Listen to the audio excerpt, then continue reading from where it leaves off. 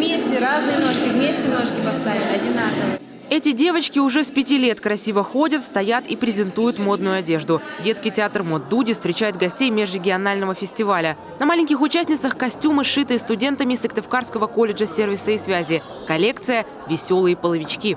Им нравится, они с такими большими открытыми глазами, они все понимают, слушают и с легкостью, с удовольствием все делают, готовятся.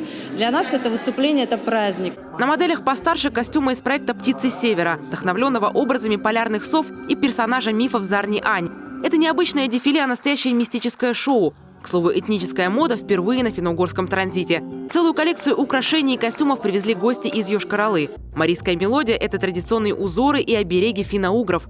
Проходят девушки под песню народного ансамбля «Аяр» из Мариэл. Коллектива необычного даже у себя на родине. Старинные забытые песни они превращают в современные хиты, причем на горно-марийском языке.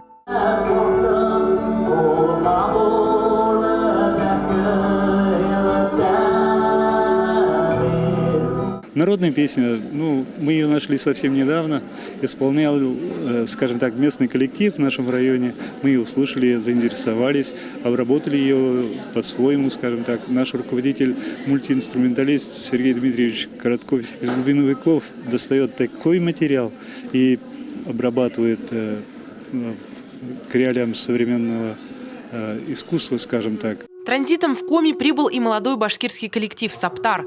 Инструментальную народную музыку эти участники тоже разбавляют современной обработкой. Но центральным остается вот этот духовой инструмент – курай.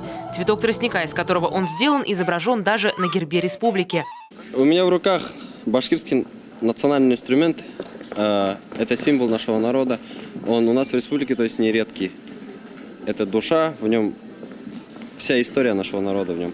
Участники из Башкирии – представители тюркского народа. Но от этого концепция фестиваля не теряется. Это подтверждается и зрителями в зале. С культурой многонациональной страны знакомятся даже гости из Индии. Финно-угорские народы, самодийские, в мире и согласии живут с другими народами России, поэтому мы представляем культуру других народов. И именно поэтому башкирская культура будет здесь представлена на открытии фестиваля.